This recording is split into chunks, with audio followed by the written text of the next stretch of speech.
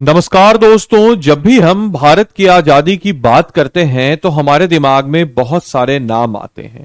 लेकिन क्या आप लोग में से किसी लोगों ने बैकुंठ शुक्ल का नाम सुना है?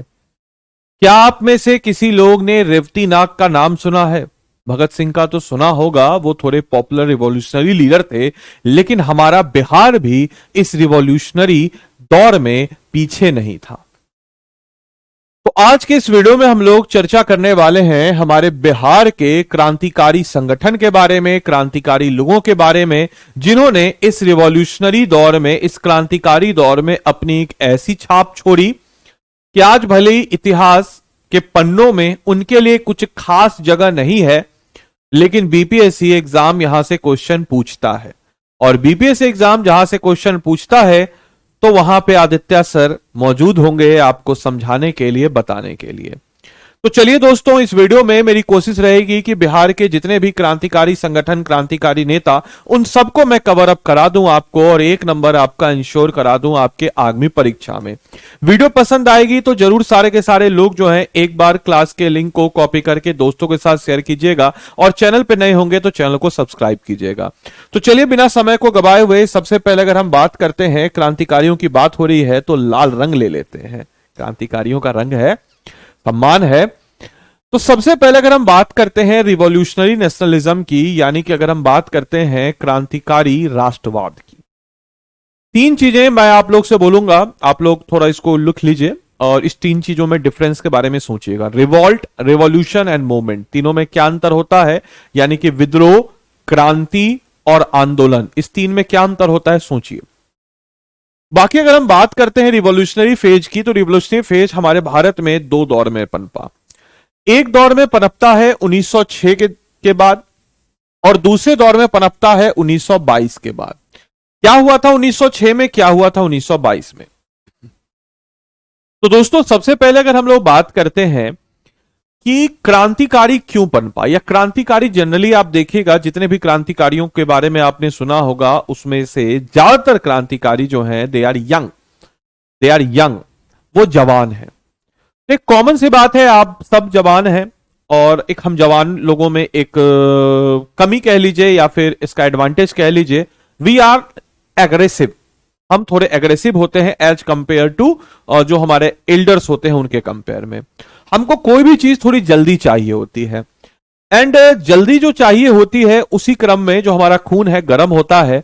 और इसीलिए आप देखिएगा कि 1905 में जब हमारे यहां बंगाल विभाजन हुआ, स्वदेशी आंदोलन चला, काफी युवाओं ने बढ़ चढ़कर हिस्सा लिया। लेकिन उस आंदोलन के विफल तो नहीं कहेंगे, इंपैक्ट तो डला ही, लेकिन उस आंदोलन के कमजोर पड़ जाने के बाद जो क्रांतिकारी या जो युवा थे वो युवा लीडरलेस अपने आप को महसूस करने लगे। वो युवा महसूस करने लगे हमें अंग्रेज को भगाना है, तो उन्होंने अपनाया क्रांति का नाम। इसके बाद अलावा हम लोग अगर बात करते हैं 1922 में असहयोग आंदोलन के दौरान गांधी जी के साथ इनफैक्ट भगत सिंह उनका प्रचार कर रहे थे, पंजाब के क्षेत्रों में असहयोग आंदोलन में जुड़ने के लिए लोगों को अपील कर रहे थे। और जब गांधी जी ने असहयोग आंदोलन को वापस लिया तो खासकर यंगस्टर लोगों को एक गहरा सदमा पहुंचा, युवाओं को एक गहरा सदमा पहुंचा। और इसी युवाओं को जो गहरा सदमा पहुंचा, इसी सदमे के बाद पनपती है दूसरा फेज ऑफ रिवॉल्यूशन। तो दोस्तों 1906 1922 ये दौर आप समझ चुके होंगे कि क्यों दो फेज में हम इसको बांटते हैं। अब हम बात करते हैं हमारे प्यारे बिहार, हमारे आपके मोहब्बत बिहार की। एक केस जो बहुत फेमस है और बीपीएससी यहां से कई बार क्वेश्चन ऑलरेडी पूछ रखा है। आप अगर प्रीवियस ईयर क्वेश्चन बनाते होंगे तो आपको पता होगा कि आयोग ने यहां से कई बार क्वेश्चन पूछ रखा है। क्वेश्चन है अलीपुर बॉम्ब इंसिडेंट, या इसको हम लोग कहते हैं Muzaffarpur bomb incident. Alipur bomb incident आप सबको पता है, खुदीराम बोस और प्रफुल्ल चक्की इनसे जुड़े हुए हैं।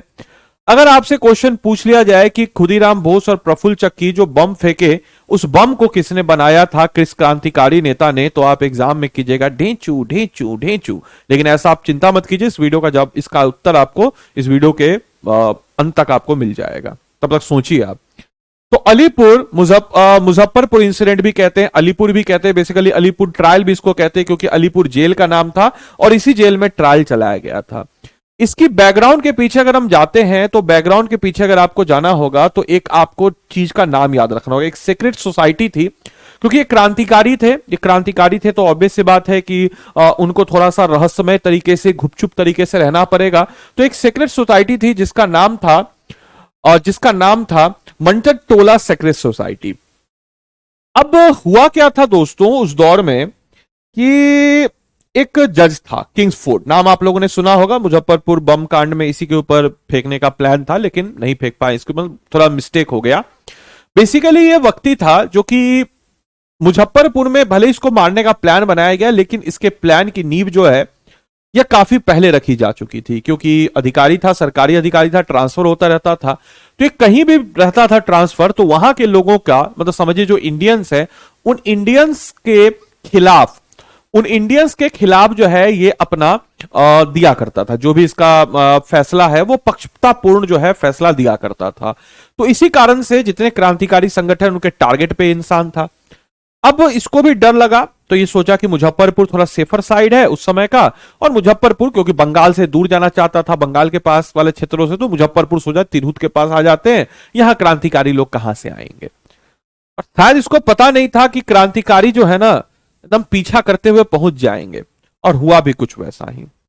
आपको बताते चले, इससे एक नाम भी याद आता है, बरिंद्र घोष भी इसके मेंबर थे। इनका एक स्टेटमेंट बहुत फेमस है कि अगर 30 करोड़ लोग अपना 60 करोड़ हाथ दे दें, तो 30 करोड़ लोग और एक इंसान के पास 2 हाथ है, दे दें, तो अंग्रेजों को भगाना तो एक दिन का काम होगा। यह स्टेटमेंट कहा गया है बरिंद्रनाथ घोष के द्वारा।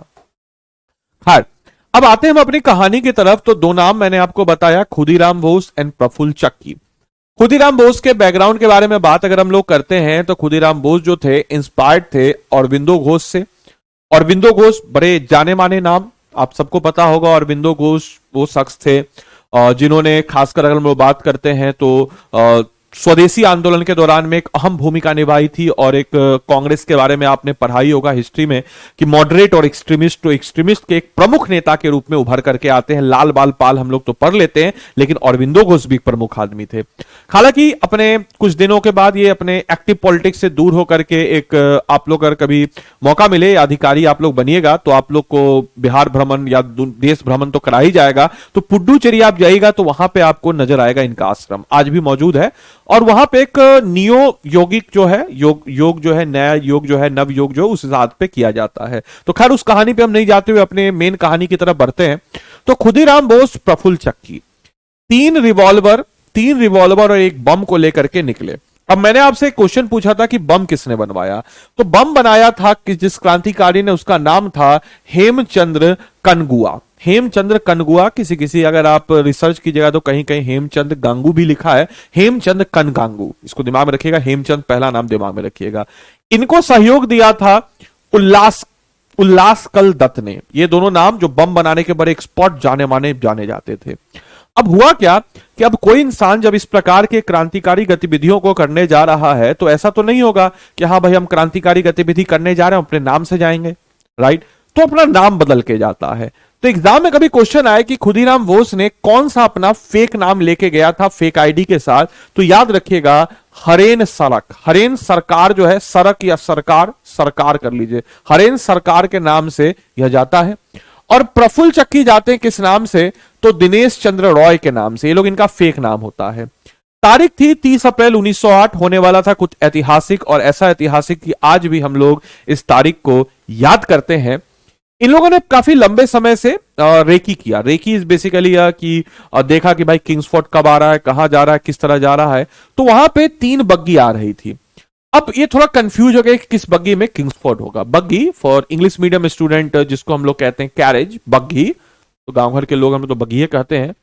अब अगर हम लोग बात करते हैं कि यहां पे एक बग्घी में जिसका नाम था पिंगले कैनेडी की बेटी और बीबी थी, टारगेट तो था उनका किंग्सफोर्ड, तो बम फेंका और बम जो है इनकी बेटी और बीबी के ऊपर चली गई, जिसके कारण ये लोग मारे जाते हैं। अब हुआ क्या कि उसके बाद दोनों का प्लान था कि आफ्टर एस्केप प्लान कैसे भागा जाए। तो प्रफुल्ल चक्की को का प्लान था कि वो समस्तीपुर के रास्ते से मोकामा पहुंचेगा, और इनका प्लान था खुदीराम बोस का कि भाई वो जो है कहां से जाएंगे, तो वो बेसिकली मोकामा ही डायरेक्ट पहुंचेंगे, और मोकामा पहुंच करके दोनों मिल करके फिर आगे बंगाल की तरफ निकल जाएंगे। ये प्लान था दोनों क्रांतिकारियों का। प्रफुल्ल जक्की पहले पहुंचते समस्तीपुर। समस्तीपुर में उनका ऑलरेडी बात हो रखा था, जिसका नाम है त्रिगुण चरण घोष। ये भी एक क्रांतिकारी का सिंपैथाइजर था। तो होता है ना, जैसे आज के डेट में अगर मान के चले कि कोई पकड़ा गया, कोई अगर मान के चलिए किसी के ऊपर शक होता है, तो उसके घर परिवार, उसके दोस्त महिम के यहाँ पुलिस तहकीकात करती है। तो ऐसा ही कुछ तहकीकात किया गया त्रिगुण चरण घोष के यहाँ। फिर उसका इनको पता चला तो ये मोकामा के लिए निकल गए। जब पता चला कि तहकीकात हो रहा है यहाँ पे, तो तुरंत से बाहरी रास्ते निकल के मोकामा निकले। एक अधिकारी था पुलिस का, जो मतलब समझिए, क्यों कहते हैं ना कि हमें तो अपनों ने ही लूटा, हमें तो अपनों ने ही लूटा, औरों में कहां इतना दम था, कश्ती भी हमारी वहीं डूबी जहां पे पानी कम था। तो हमारे नस्ल की, ये बोलते हुए मुझे थोड़ा शर्मिंदगी महसूस हो रहा है, बट ये सच्चाई है, हमारे नस्ल की सबसे बड़ी कमजोरी है वी आर ट्रेटर्स। हम गद्दार हैं, हम गद्दारी करते हैं। मतलब कभी कभी सोचते हैं, इन सब चीजों को पढ़ते हैं तो लगता है आज जो घुसखोरी लोग कर रहा है, भ्रष्टाचार कर रहा है, ये गद्दारी तो है, ये गद्दारी तो है अपने देश से। तो हम लोग इसमें बहुत महारत हासिल है। इसमें सुन करके आपको अच्छा नहीं लगेगा, बट ये सच्चाई है। ये नंदलाल बनर्जी ने इनको कहा, मार दिया। अब ऑब्वियसली बात, नंदलाल बनर्जी, अब होता है ना किसी किसी का, जैसे चंद्रशेखर आजाद का था कि भाई मैं अंग्रेजों से नहीं मरूंगा। इन्होंने क्या किया, रिवॉल्वर लिया, खुद को मार लिया। अब नंदलाल बनर्जी उसका सर काट करके कलकत्ता भेजता है खुश करने के लिए अंग्रेज को। हालांकि इसका सजा इसको देता है नरेंद्र नाथ बनर्जी, ये भी एक क्रांतिकारी है। नंदलाल बनर्जी को मार देता है, फिर ये भी जेल चला जाता है। अच्छा, एक और चीज आपको पता चल, अलीपुर बॉम्ब केस और अलीपुर जेल केस ये अलग अलग है, इसके बारे में आपको आगे पता चलेगा। अब हुआ क्या था कि एक इधर आपके प्रफुल्ल चक्की जी का चैप्टर खत्म। अब आइए इधर हम बढ़ते हैं खुदीराम बोस। खुदीराम बोस जो है अरेस्ट हो जाते हैं। इनके ऊपर ट्रायल जो है 21 मई 1908 को स्टार्ट होता है। जज जो थे इसमें 3 प्रमुख जज थे, कालिदास बासु, लेकिन आपके बोंडे पैडी ये थोड़ा इंपॉर्टेंट है, और ये थोड़े जज थे 3 जज। और फिर उसके बाद इनको सजा दी जाती है और इनको फांसी पे 11 अगस्त 1908 को हैंग कर दिया जाता है। तो ये था हमारा मतलब हम कह सकते हैं बॉम्बे, ये मुजफ्फरपुर बॉम्ब केस या अलीपुर बॉम्ब केस। अब आइए अगला क्रांतिकारी चीज के बारे में बात करते हैं। आई होप कि आपको इतना जानकारी एक जगह कहीं नहीं मिला होगा, गूगल पे ढूंढ लीजिए, आपको नहीं मिलेगा, गारंटी हम देते हैं, बहुत रेयर ऑफ द रेयरेस्ट मिलेगा आपको। तो पटना में क्या हुआ, तो पटना में अनुशीलन समिति, ये भी एक इंपॉर्टेंट फैक्ट है। 1913 में अनुशीलन समिति जो है सन्नाथ सान्याल वाली, उसका ब्रांच जो है बंकिम चंद्र मित्र जो है इनके द्वारा खोला गया था, जो कि बीएन कॉलेज के थे। इसके अलावा एक और पॉइंट जहां से बीपीएससी का प्रीवियस ईयर क्वेश्चन है, जैसे कि इनकलाब जिंदाबाद। इनकलाब जिंदाबाद नारा किसके द्वारा दिया गया, हसरत मोहानी, याद रखिएगा, इंपॉर्टेंट है। सरफरोशी की तमन्ना अब हमारे दिल में है, देखना है जोर कितना बाजुले कातिल में है। तो इस सरफरोशी की तमन्ना वाली जो लाइन है, ये लाइन किसके द्वारा कही गई है, बिस्मिल अजमलाबादी। ये भी क्वेश्चन बीपीएससी के द्वारा पूछा गया क्वेश्चन है। ये पहली बार जो है 1920 के अधिवेशन में गाया गया था, इस बात को भी पता होना चाहिए। खैर, अब आते हैं कुछ और पहलुओं के तरफ। योगेंद्र शुक्ल और उनके बेटे बैकुंठ शुक्ल, नाम याद रखिएगा, बैकुंठ शुक्ल आगे बहुत काम देगा। बैकुंठ शुक्ल जो है, इस नाम को थोड़ा दिमाग में रखिएगा। अब योगेंद्र शुक्ल जो है, इनके भतीजा थे बैकुंठ शुक्ल, मतलब भतीजा बेटा एक ही हुआ, भतीजा कह लीजिए, एक तो नहीं हुआ, लेकिन हाँ ठीक है, भतीजा भी बेटे के समान होता है। हम लोग के यहाँ पे दिल्ली में चलता है चाचा ताऊ, हम लोग के यहाँ चलता है बड़े पापा छोटे पापा, यही बोलते हैं ना हम लोग। बिहार में जो है सो है, यहां चलता है चाचा ताऊ अलाना फलाना ढिमकाना। तो योगेंद्र शुक्ल की बात अगर हम लोग करते हैं, तो योगेंद्र शुक्ल के भतीजा थे बैकुंठ शुक्ल। योगेंद्र शुक्ल ने चलाया मुठिया प्रणाली। अब मुठिया प्रणाली क्या थी, तो इसमें एक मुट्ठी, देखिए अब देखिए, कोई क्रांतिकारी काम करेगा तो भाई क्रांतिकारी लोग को तो बंदूक चाहिए होगा, बंदूक के लिए पैसा चाहिए होगा ना भाई। ऐसा थोड़ी है कि जाके लाठी से उसके सामने बंदूक, कम से कम बंदूक तो चाहिए होगा, बम बनाने के लिए चीज तो चाहिए होगा। तो हुआ क्या दोस्तों कि ये लोग बेसिकली जो सिंपैथाइजर थे इन लोग के, वो लोग अपने घर से, उस समय गरीबी थी बहुत ज्यादा, एक एक मुट्ठी जो है अनाज देते थे, और इसको कहते हैं मुठिया प्रणाली। तो मुठिया प्रणाली चलाने वाले कौन, योगेंद्र शुक्ल, क्रांतिकारी नेता। अब योगेंद्र शुक्ल की बात अगर हम करते हैं, तो अब योगेंद्र शुक्ल बोले कि भाई ऐसे तो काम चलेगा नहीं, ऐसे तो छोटा छोटा काम आएगा, इससे तो खाना पीना सिर्फ हम लोग का हो रहा है, लेकिन डकैती करनी पड़ी। तो लोग बोले कि भाई ऐसा व्यापारी जो अंग्रेज का सिंपैथाइजर है, हम उसके घर पे डकैती करेंगे। तो इसका जिम्मेदार लेते हैं कौन, बैकुंठ शुक्ल। डकैती सब देख लीजिए कहां कहां की है, थोड़ा बस गो थ्रू कर लीजिए, अब चर्चा हो ही रही है। तो तो क्योंकि मैंने बोला है कि भाई एक भी क्वेश्चन इस वीडियो से बाहर नहीं आने देंगे। 9 नवंबर 1928 में समस्तीपुर के दल सिंह राय में 25,000 का डकैती, मतलब 25,000 उस समय, तो मतलब आज के समय का समझ लीजिए मोटा मोटी कि आज के समय का समझ लीजिए 25 करोड़ के बराबर है। 11 नवंबर 1929 में दरभंगा में, 1 अप्रैल 1929 में गोरौल मुजफ्फरपुर। फिर आता है एक और इंसिडेंट जिसको हम कहते हैं तिरहुत कॉन्स्पिरेसी। क्या है तिरहुत कॉन्स्पिरेसी, तो आपको हम बताएं तिरहुत कॉन्स्पिरेसी क्या है। तो तिरहुत कॉन्स्पिरेसी की बात अगर हम लोग करते हैं तो तिरहुत कॉन्स्पिरेसी केस 8 जून 1929 को पश्चिमी चंपारण में 1200 रुपया कैश डकैत करके लिया गया। 26 मई 1930 एक झरगांव या झज्जर एक जगह है दरभंगा में, वहां से लिया गया डकैती करके। 31 मई 1930 चंपारण में फिर से, और इसके लिए योगेंद्र शुक्ल को 22 साल की सजा जो है सुना दी जाती है। तो तिरहुत कॉन्स्पिरेसी केस के बारे में आपको पता होना चाहिए। अब ये वही योगेंद्र शुक्ल, समझिए 22 साल की सजा। आप लोग पढ़े होइएगा कि अच्छा आप लोग को और किस पे वीडियो चाहिए ये भी हमको कमेंट बॉक्स में बता दीजिएगा, ठीक है। और कौन सा ऐसा टॉपिक है जो आपको जिसके लिए कंटेंट नहीं मिल रहा है, क्योंकि मेरे पास हर चीज का कंटेंट है, हर चीज का कंटेंट है मेरे पास, हर टॉपिक का बिहार स्पेशल का इतना डीपली कंटेंट है। तो अगर आपको किसी और चीज पे वीडियो चाहिए, किसी और टॉपिक पे जो आपको लगे कि नहीं सर मेरे पास नहीं है, थोड़ा हमको इसको अपडेट करने की जरूरत है, तो कमेंट बॉक्स में सजेशन जरूर दीजिएगा, हम उसमें से पिक करके बना देंगे वीडियो। तो देखिएगा योगेंद्र शुक्ल जो है भाई, तो ये योगेंद्र शुक्ल जो है ये जो है इसको 22 साल का सजा मिला। और ये 1937 का आपको याद होगा कि 1935 अधिनियम के तहत चुनाव हुआ, और इस चुनाव के बाद 1937 में आईएनसी की सरकार बनती है। और ये जो आईएनसी की सरकार बनती है ना, ये सरकार इस्तीफा देती है, आपको पता होगा। और इस्तीफा इसलिए देती है कि जो पॉलिटिकल प्रिजनर्स उनकी गिरफ्तारी के लिए, तो उस पॉलिटिकल प्रिजनर्स में से एक योगेंद्र शुक्ल का भी नाम था कि इनको भी आप क्या कीजिए, तो इनको भी आप जो है रिहा कीजिए। इनको आप रिहा नहीं कीजिएगा तो चीजें सही नहीं होंगी। अब बाद में सोचिए अंग्रेज सब इतना, मतलब क्या ही बताया जाए, लाइव मतलब क्लास में है, यूट्यूब पे है, इतना गाली देने का मन करता अंग्रेज सबको, इनको काला पानी का सजा दे दिया, मतलब अंडमान निकोबार। अब आइए हम लोग बात करते हैं कुछ और नाम। राम भवन और राम जन्म। राम भवन राम जन्म सारण के क्रांतिकारी, ये लोग भी यहां डकैती करते थे। एक इंसिडेंट आपको बताते हैं, थोड़ा सा आपको नेशनल हिस्ट्री का भी पार्ट है। 17 नवंबर 1928 में आपको पता होगा लाला लाजपत राय घायल हो जाते हैं, और लाला लाजपत राय जॉन सॉन्डर्स जो है ये बेसिकली लाला लाजपत राय मतलब घायल हो जाते हैं लाठीचार्ज से सामन गो बैक के नारे के दौरान।